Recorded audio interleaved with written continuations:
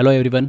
आज के इस वीडियो लेक्चर के अंदर हम पढ़ने वाले हैं टैक्स सिस्टम को। इकोनॉमिक्स का काफ़ी इंपॉर्टेंट टॉपिक है ये टैक्स सिस्टम, कर प्रणाली। अगर हम भारत के इतिहास को भी उठा के देखेंगे तो टैक्स जो है, कर वसूली जो है, बहुत ही लंबे समय से हमको देखने को मिल रही है। भारत में कई राजाओं का शासन रहा है जिन्होंने अपने शासनकाल में टैक्स वसूला है। औरंगजेब की बात करें जिसने सबसे ज़्यादा टैक्स वसूला था।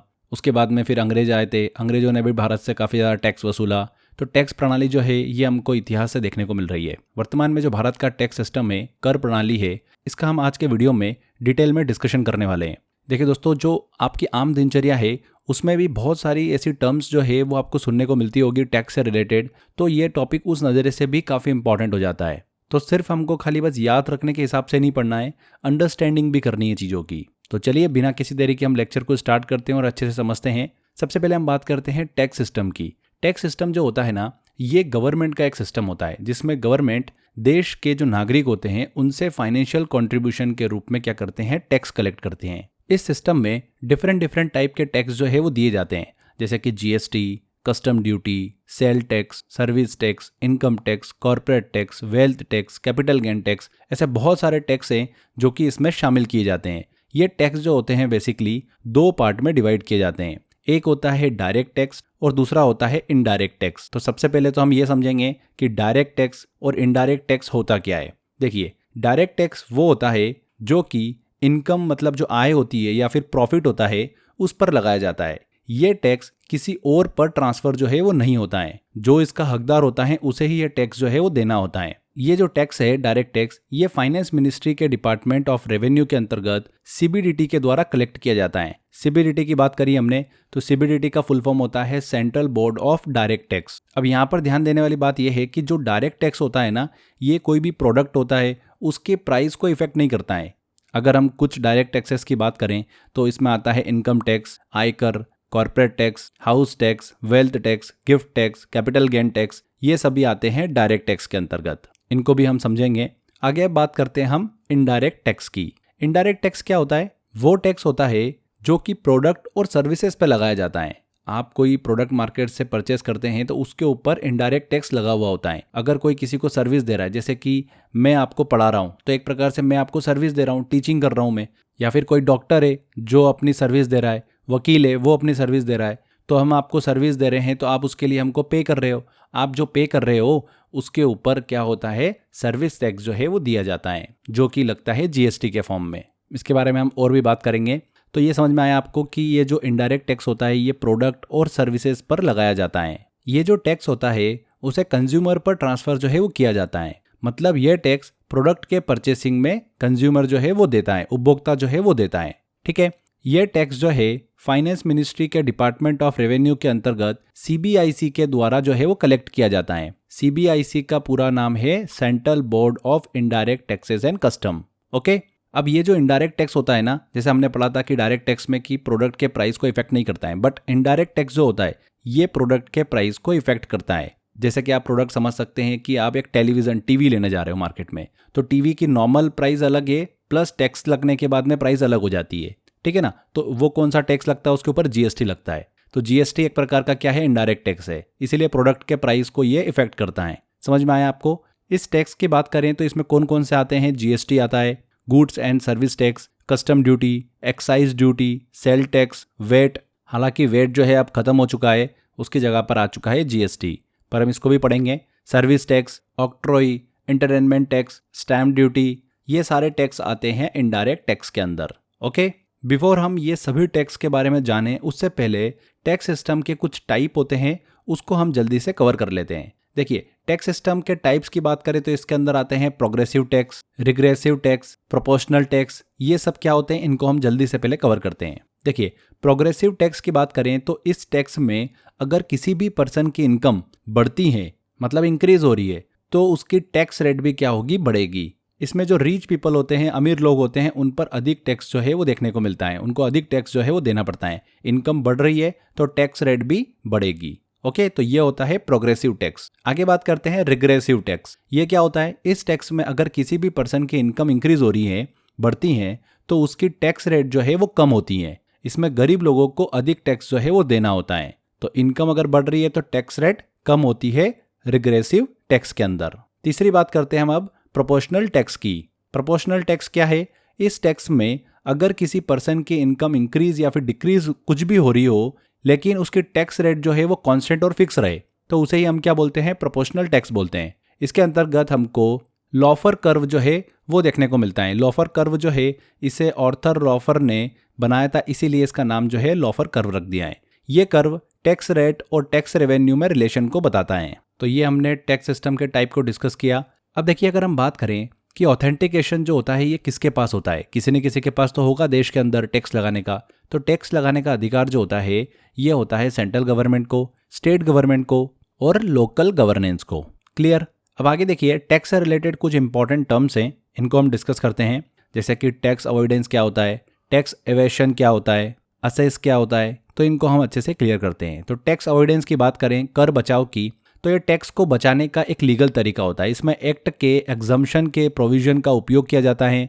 अगर इसके एग्जाम्पल देखें हम, तो LIC पॉलिसी लेते हैं बहुत सारे लोग, हेल्थ इंश्योरेंस लेते हैं तो उनको टैक्स में जो है वो छूट मिलती है। म्यूचुअल फंड्स लेते हैं, ELS स्कीम लेते हैं, मतलब फिक्स में 3 साल का लॉक इन अगर आप म्यूचुअल फंड लेते हैं तो उसमें आपको टैक्स जो है वो नहीं लगता है, कुछ छूट मिल जाती है उसमें आपको। एजुकेशन लोन अगर ले रखा है उसका पेमेंट करेंगे तो वहाँ पर आपको टैक्स जो है वो रिडिम्पशन मिलता है, मतलब टैक्स में बचाव मिलता है। ठीक है। इसके बाद हम बात कर रहे हैं टैक्स इवेशन की। तो कर छिपाना मतलब टैक्स को बचाने का एक लीगल तरीका होता है ये। इसमें इनकम जो है वो शो नहीं की जाती है, इसमें इनकम को क्या किया जाता है, हाइड करके रखा जाता है। इसके एग्जाम्पल देखें तो ब्लैक मनी। भैया एक मान लो फॉर एग्जाम्पल कि एक चाय की दुकान वाला है, ठीक है, वो अब कैश में बिजनेस कर रहा है, अब वो इनकम ही शो नहीं कर रहा है, कैश उसने अपने घर में रख लिया, तो ये क्या हो गया, टैक्स इवेशन हो गया, कर को छिपाना। ओके, आगे बात करते हैं हम असेसी की। असेसी क्या होता है, बहुत ही इंपॉर्टेंट टर्म है ये। देखिए, असेसी वो व्यक्ति होता है जिसकी आय जो इनकम है वो टैक्सेबल हो। फिर मान लो कि आप कुछ अर्न कर रहे हो, ठीक है, आप सैलरी कमा रहे हो और आपकी इनकम इतनी है जो कि टैक्सेबल हो, तो आप क्या हो गए, असेसी हो गए। क्लियर? अब इसके अंदर भी हमको बहुत सारी टर्म्स देखने को मिलती है, जैसे TDS, ITR, form 16, form 26 AS, allowance, perquisites, tax buoyancy, ये क्या टर्म होती है, इनको भी हम अच्छे से समझते हैं। देखिए, TDS जो होता है इसका फुल फॉर्म होता है टैक्स डिडक्ट एट सोर्स, मतलब सोर्स पे ही टैक्स जो है वो डिडक्ट हो जाए। इसको ऐसे समझिए कि कोई मेहनत कर कर सैलरी कमा रहा है, ठीक है, तो सैलरी उसको मिल रही है, अब उसके खाते में वो पेमेंट आए, सैलरी आए, उससे पहले ही जो उसको सैलरी दे रहा है वहीं पर ही टैक्स जो है वो कट जाए। जिस सोर्स से पेमेंट आ रहा है उसी सोर्स पर वो टैक्स जो है वो कट जाए। समझ में आया आपको? ये इनकम टैक्स एक्ट 1961 की धारा 194 के तहत हमको देखने को मिलता है TDS। ठीक है, इसको ऐसे समझिए, अगर आपकी सैलरी 50,000 है और कंपनी सैलरी से 5,000 रुपये काटती है और सरकार को जमा कर देती है, तो इसे ही हम क्या बोलते हैं, TDS कहते हैं। क्लियर हुआ? आगे बात करते हैं ITR, इनकम टैक्स रिटर्न। अब इनकम टैक्स रिटर्न जो है, जिसमें व्यक्ति क्या करता है, अपनी एनुअल इनकम और उस पर क्या करता है, टैक्स का विवरण देता है, उसी को क्या बोलते हैं, हम इनकम टैक्स रिटर्न बोलते हैं। ये एक प्रकार का फॉर्म होता है जिसे हर साल जो है वो भरा जाता है। इसमें हमारी कुल इनकम जो होती है उस पर जो पेड टैक्स है उसका विवरण जो है वो देखने को मिलता है। क्लियर हुआ आपको? फॉर्म 16 की बात करें, फॉर्म 16 या 16A की, तो ये फॉर्म जो होता है ये TDS डिडक्शन की जानकारी देता है। ये जानकारी कंपनी द्वारा जो है वो प्रदान की जाती है। किसको? एम्प्लॉय को। ये एक प्रकार का सर्टिफिकेट होता है। बेसिकली आपकी कंपनी जो है, अगर आप अर्न कर रहे हो तो वो कंपनी आपको देती है, जिसमें आपकी सैलरी और TDS की जानकारी जो है वो देखने को मिलती है। समझ में आया? फॉर्म 16 और फॉर्म 16A सीधे एग्जाम में क्वेश्चन पूछते हैं यहाँ से, इसलिए दिमाग में रखिएगा। फॉर्म 26 AS की बात करते हैं, तो ये सरकार द्वारा जारी किया गया एक फॉर्म होता है जिसमें आपके टैक्स की जानकारी होती है। किसमें? फॉर्म 26 AS में। इसके बाद हम बात करते हैं अलाउंस की, मतलब भत्ता की। तो सैलरी के अलावा मिलने वाला पैसा जो होता है, जैसे कि आप ट्रेवल कर रहे हो तो ट्रेवल भत्ता मिल जाता है, घर का किराया मिल जाता है, रेंट मिल जाता है, तो वो आता है अलाउंस के अंदर। इसके बाद हम बात करते हैं परक्यूसाइट्स की। तो ये वो सर्विसेज होती है जो कंपनी आपको देती है, जैसे कि रहने के लिए घर दे रही है, गाड़ी दे रही है, हाउस, व्हीकल, वो आते हैं परक्यूसाइट्स में। लास्ट हम बात करते हैं टैक्स बाउंसी की। तो अगर किसी देश में GDP 5% से बढ़ती है, एग्जाम्पल ले रहे हैं, और सरकार का टैक्स कलेक्शन 10% से बढ़ता है, तो इसे टैक्स में उछाल कहते हैं। इसी को क्या बोलते हैं? टैक्स बॉयंसी बोलते हैं। समझ में आया आपको? अब आगे देखिए फ्रेंड्स, इनकम टैक्स क्या होता है। भारत में इस समय इनकम टैक्स गवर्नमेंट के द्वारा क्या रखा गया है, उसके क्या परसेंटेज रखे गए हैं, इनकम के ऊपर जो लगता है हमको, अलग अलग इनकम के ऊपर, उसको हम अच्छे से डिस्कस करते हैं। तो इनकम टैक्स जो है, आयकर जो है, ये इनकम टैक्स एक्ट 1961 जो है उसके द्वारा हमको देखने को मिलता है। ये किसी भी पर्सन की एनुअल इनकम पर लगाया जाता है। और जो एग्रीकल्चर इनकम होती है वह इनकम टैक्स में टैक्सेबल नहीं होती है। ये चीज़ आप ज़रूर दिमाग में रखिएगा, क्वेश्चन बन जाते हैं। अब देखिए भारत में जो करंटली इनकम टैक्स स्लैब है उसको हम डिस्कस करते हैं। तो फ्रेंड्स अप टू 3 लाख जो है, 3 लाख तक भारत के अंदर कोई भी टैक्स जो है वो नहीं लगता है। अगर सालाना इनकम किसी व्यक्ति की 3 लाख है तो उस पर कोई भी टैक्स नहीं लगता है। 3 लाख से 6 लाख के बीच में अगर इनकम है किसी व्यक्ति की तो उसको 5% टैक्स जो है वो लगता है। 6 लाख से 9 लाख के बीच में अगर किसी की इनकम है एनुअल इनकम तो उसको 10% टैक्स जो है वो देना होता है। 9 लाख से 12 लाख इनकम वाले व्यक्ति को 15%, 12 लाख से 15 लाख इनकम वाले व्यक्ति को 20% और 15 लाख से ज़्यादा कमाने वाले व्यक्ति को 30% टैक्स स्लैब में रखा गया है। ठीक है, तो ये टैक्स स्लैब है भारत में अभी वर्तमान में जो टैक्स स्लैब है वो डिस्कस करी हमने। अब एक चीज़ और ध्यान रखिएगा, यदि किसी पर्सन की इनकम जो है वो 7 लाख तक अगर हो तो उसे 0 टैक्स जो है वो लगेगा। ध्यान दीजिएगा, यदि किसी व्यक्ति की आय इनकम सालाना 7 लाख तक अगर है, 7 लाख या 7 लाख से कम है तो उसे 0 इनकम टैक्स लगेगा। और ये सुविधा इनकम टैक्स एक्ट 87A के तहत दी जाती है। किसके थ्रू? 87A के थ्रू। अब यहाँ पर एग्जाम्पल देखते हैं। देखिए 7 लाख तक अगर किसी इनकम है तो अप टू 3 लाख तो कोई टैक्स नहीं है। 3 से 6 के बीच में 5% मतलब 15,000 हो गया। 6 से 7 के बीच में 10% टैक्स लगेगा। तो 1 लाख के ऊपर 10% टैक्स लगा तो कितना हो गया? 10,000। दोनों को ऐड कर लिया तो 25,000। कुल 25,000 उसके ऊपर टैक्स लग रहा था बट गवर्नमेंट ने माफ कर दिया तो यहाँ पर 0 टैक्स उसको लगा। समझ में आया आपको? 7 लाख तक की इनकम है, अगर एनुअल इनकम 7 लाख से 1 रुपये भी ज़्यादा हो गई तो फिर यहाँ पर कंडीशन चेंज हो जाती है। ठीक है, मान लेते हैं किसी की इनकम सालाना 8 लाख रुपए है तो 3 लाख तक तो कोई टैक्स नहीं है। 3 से 6 के बीच में 5% टैक्स तो 15,000 हो गया। 6 से 8 के बीच में 10% टैक्स तो 20,000 हो गया। तो कुल मिलाकर 35,000। तो यहाँ पर उसको 35,000 पे करना पड़ेगा इनकम टैक्स। समझ में आया? तब यहाँ पर सेक्शन 87A जो है वो लागू नहीं होता है अगर आपकी इनकम एनुअली 7 लाख से ऊपर है। तो ये चीज़ आपको अच्छे से क्लियर हो गई होगी, बहुत ही इंपॉर्टेंट है। क्वेश्चंस यहाँ से बनते हैं एग्जाम के अंदर, इसलिए ध्यान रखिएगा। आगे देखिए फ्रेंड्स, अब हम भारत में लगने वाले अलग अलग टाइप के टैक्स जो है उसको लेकर डिस्कस करते हैं। काफ़ी इंपॉर्टेंट है ये भी। कॉर्पोरेट टैक्स की बात करें सबसे पहले, तो कॉर्पोरेट टैक्स होता क्या है? तो ये टैक्स कंपनी की जो एनुअल प्रॉफिट होती है उस पर लगाया जाता है कॉर्पोरेट टैक्स। इसे कंपनी इनकम टैक्स भी कहते हैं। इंडियन कंपनीज के लिए ये टैक्स जो है 30% का है, प्रॉफिट का 30%। वहीं फॉरेन कंपनीज है तो उनकी देखिए जो प्रॉफिट हो रहा है साल भर का उसके ऊपर 40% टैक्स देना होता है, कॉर्पोरेट टैक्स। समझ में आया आपको? मान लेते हैं कि कोई एक भारतीय कंपनी है, जैसे कि भारतीय कंपनी हमने देखा टाटा कंपनी है, ठीक है, या फिर TCS है। उसका अगर वार्षिक आय जो है एनुअल इनकम अगर उसकी 1 करोड़ है तो उसे 30 लाख का कॉर्पोरेट टैक्स जो है वो देना होगा। क्लियर हो गया? इसके बाद हम बात करते हैं मैट की। मैट का फुल फॉर्म होता है मिनिमम अल्टरनेट टैक्स। ये क्या होता है? ये उन कंपनीज पर लगता है जो कि 0 प्रॉफिट कमाती हैं। इसमें कंपनी पर 15% टैक्स जो है वो लगाया जाता है। जो एज्यूम प्रॉफिट होता है उसके आधार पर 15% का टैक्स जो है वो लगाया जाता है। ठीक है, आगे बात करते हैं टोबिन टैक्स की। बहुत इंपॉर्टेंट है, एग्जाम में क्वेश्चन पूछा गया था। टोबिन टैक्स जो है ये फॉरेन करेंसी एक्सचेंज के ट्रांजैक्शन पर लगाया जाता है। मतलब करेंसी एक्सचेंज के ट्रांजैक्शन पर टोबिन टैक्स जो है वो लगाया जाता है। भारत में वर्तमान में टोबिन टैक्स जो है वो लागू नहीं है। भारत में करेंसी एक्सचेंज पर जो टैक्स लगता है वो कौन सा लगता है? GST लगता है। आगे अब बात करते हैं कस्टम ड्यूटी की, सीमा शुल्क।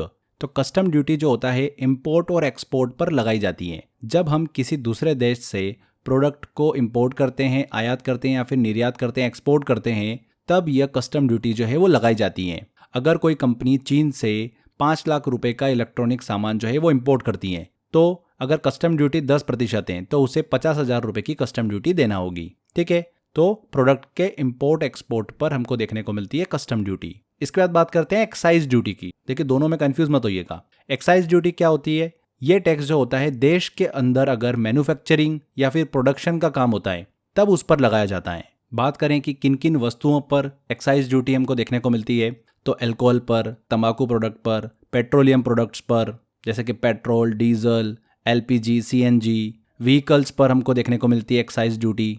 इंडस्ट्रियल प्रोडक्ट होते हैं, प्लास्टिक का उत्पादन, कागज, स्टील, इन पर हमको एक्साइज ड्यूटी देखने को मिलती है। फार्मास्यूटिकल प्रोडक्ट्स पर देखने को मिलती है। कंप्यूटर और IT इक्विपमेंट्स पर देखने को मिलती है। समझ में आया आपको? एक्साइज ड्यूटी उन वस्तुओं पर लगाई जाती हैं, उन प्रोडक्ट्स पर लगाई जाती हैं जो कि देश के भीतर निर्मित होती हैं। जिनका उपयोग कौन करता है? कंज्यूमर करते हैं। यह टैक्स मैन्युफैक्चरर द्वारा सरकार को चुकाया जाता है और वसूला किससे जाता है? कंज्यूमर मतलब उपभोक्ता से वसूला जाता है। क्लियर हो गया होगा एक्साइज ड्यूटी क्या होती है। अब बात करते हैं हम वेट की। वेट वैसे तो अब बंद हो चुका है जीएसटी के बाद से। जीएसटी से पहले ये चलता था, वैल्यू एडेड टैक्स इसका फुल फॉर्म था। ये टैक्स कंज्यूमर द्वारा किसी उत्पाद मतलब प्रोडक्ट को परचेस करने पर लगाया जाता था। 2005 में सेल टैक्स जो था उसके स्थान पर वेट टैक्स को शुरू किया गया था और वेट सबसे पहले हरियाणा राज्य मतलब हरियाणा स्टेट गवर्नमेंट द्वारा लगाया गया था। वेट जो था ये एक इनडायरेक्ट टैक्स है जो कि प्रोडक्ट और सर्विसेज पर लगाया जाता था। भारत में इसे 1 जुलाई 2017 से जीएसटी के साथ समाप्त कर दिया गया है। ठीक है, इसके बाद हम बात करते हैं सेंट्रल सेल्स टैक्स की, सीएसटी। ये भी जीएसटी के बाद जो है वो अब खत्म हो चुका है। जीएसटी से पहले ये लगता था, एक प्रकार का इनडायरेक्ट टैक्स था जो कि एक राज्य से दूसरे राज्य में बेचे जाने वाले सामानों पर लगता था। 2017 से जीएसटी लागू होने के बाद सीएसटी की जगह जो है बेसिकली आईजीएसटी ने ले ली है। इंटर स्टेट सेल्स पर आईजीएसटी जो है अब लगाया जाता है। इसके बाद हम बात करते हैं ऑक्ट्रॉय टैक्स की।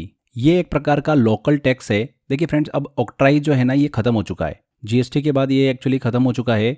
लोकल टैक्स एक प्रकार का था ये, जो किसी शहर या फिर नगर निगम सीमा में कमर्शियल पर्पस से लाए जाने वाले माल पर लगाया जाता था।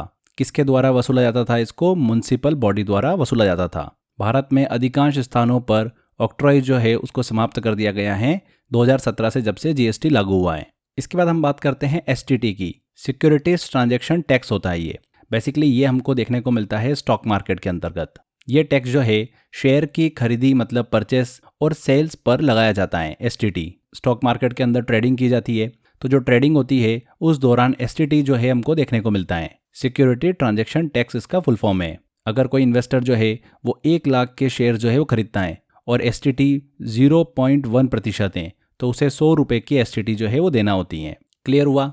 आखिरी में अब बात करते हैं हम स्टाम्प ड्यूटी की। ये भी एक प्रकार का इनडायरेक्ट टैक्स है जो कि प्रोडक्ट और सर्विसेज पर ना लगकर बल्कि कानूनी जो दस्तावेज होते हैं उन पर लगाया जाता है। स्टाम्प ड्यूटी वो टैक्स होता है जो कि लीगल डॉक्यूमेंट पर लगाया जाता है। ये डॉक्यूमेंट की ऑथेंटिसिटी और लीगलिटी को सुनिश्चित करने के लिए एक प्रकार का टैक्स होता है।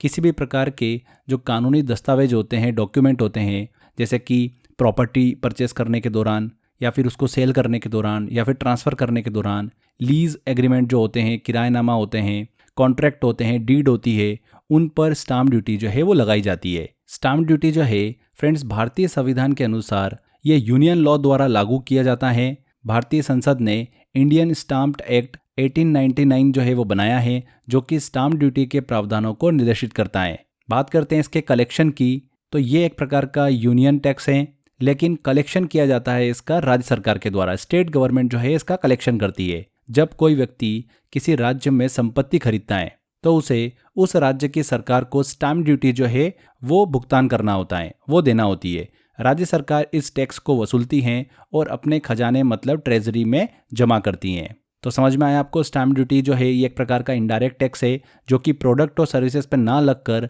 जो लीगल डॉक्यूमेंट होते हैं उस पर लगाया जाता है। तो ये हमने अलग अलग टाइप के टैक्स को डिस्कस किया है। अब आगे बात करते हैं जीएसटी को लेकर। जीएसटी सबसे लेटेस्ट टैक्स है जो कि 2017 में भारत में लागू हुआ है। इसको हम डिटेल में स्टडी करेंगे, काफ़ी क्वेश्चंस पूछते हैं यहाँ से।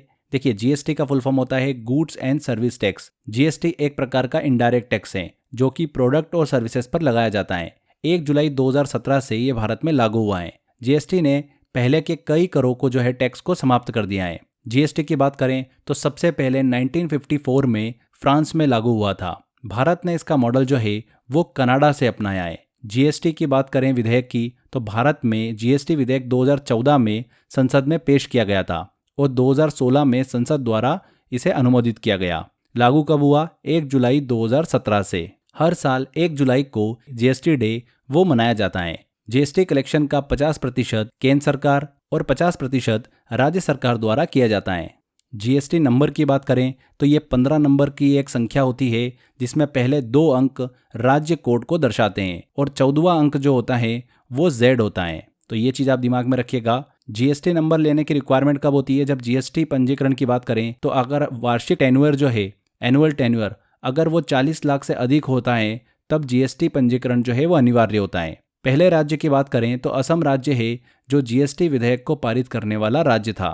जीएसटी समिति जो थी फ्रेंड्स, विजय केलकर समिति ने जीएसटी को सुझाया था। वर्तमान में जीएसटी दरों की बात करें, रेट की बात करें तो 4 दर हमको 4 रेट देखने को मिलती है, 5%, 10%, 18% और 28%। अलग अलग प्रोडक्ट के हिसाब से ये दरें जो है वो डिसाइड की गई हैं। बात करें कि कौन कौन से ऐसे प्रोडक्ट हैं जिनको जीएसटी से बाहर रखा गया है, तो लीकर, शराब को, पेट्रोल, डीजल, इन सबको जीएसटी से बाहर रखा गया है, मतलब इन पर जीएसटी लागू नहीं होता है। इन सब पर क्या लागू होता है, एक्साइज ड्यूटी लागू होती है, जो कि हमने पढ़ी थी।